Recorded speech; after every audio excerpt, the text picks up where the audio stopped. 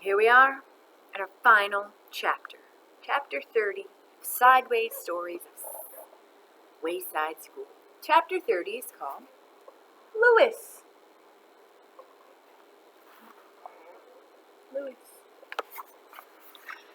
Louis had a red face and a mustache of many colors. He was the yard teacher at Wayside School. It was his job to see that the children didn't have too much fun during lunch and recess. And if you hadn't already guessed, he is the one who wrote this book, Louis Sachar. On June 10th, there was a blizzard. Louis was afraid that the children would have too much fun, so nobody was allowed outside. "Class," said Mrs. Jules, "after you finish your lunch today, come back up to the classroom. You are not allowed outside." The children all went to the lunchroom. Miss Mush had made tuna surprise. They looked at it, then hurried back up the stairs. There was nothing to do. "Now, class, I know that you are all bored, so I have a special surprise for you." "I hope it's better than the tuna surprise," said Mauricia. Mrs. Jules continued, "Louis is going to come up and entertain us. He will tell us a story. Now I want you all to be on your best behavior." When Louis walked in, all the children booed. That's not very nice. "Are you going to tell us a story?" asked Bibi. "Yes," said Louis. "Well, it better be good," Bibi warned.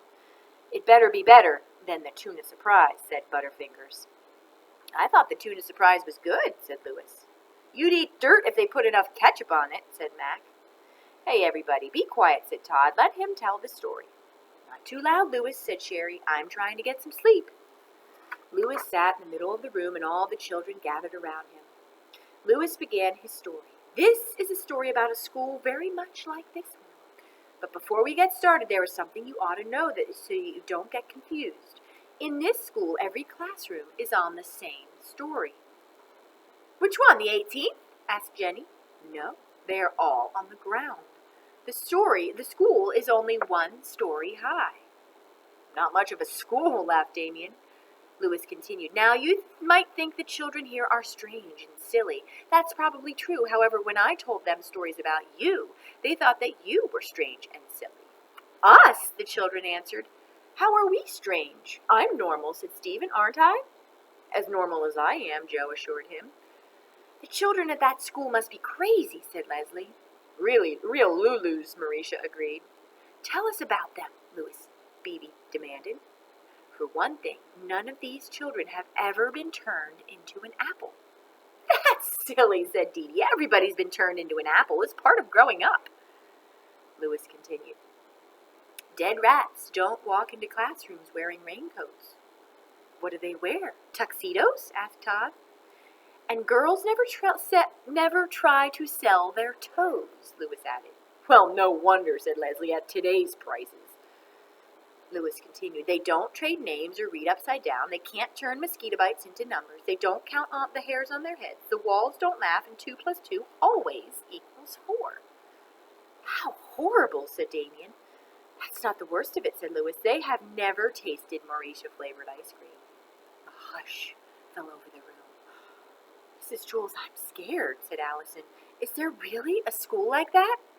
"Of course not," said Mrs. Jules. "Louis was just telling a story." "It was a good story," said Leslie. "I thought it was stupid," said Kathy.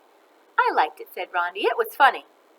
Mrs. Jules said, "Louis, it was a very entertaining story, but we don't really go for fairy tales here. I'm trying to teach my class the truth." "That's all right," said Louis. "I have to go down to room 29 now and tell them a story." He started out the door. "Class," said Mrs. Jules, "let's all thank Louis for his wonderful story." Everybody booed. I hope you enjoyed Sideways Stories from Wayside School. There are more. I know there's one, Wayside School Gets Crazier or something like that, and there are lots of different follow-ups to this book, so if you enjoyed it, check one out today.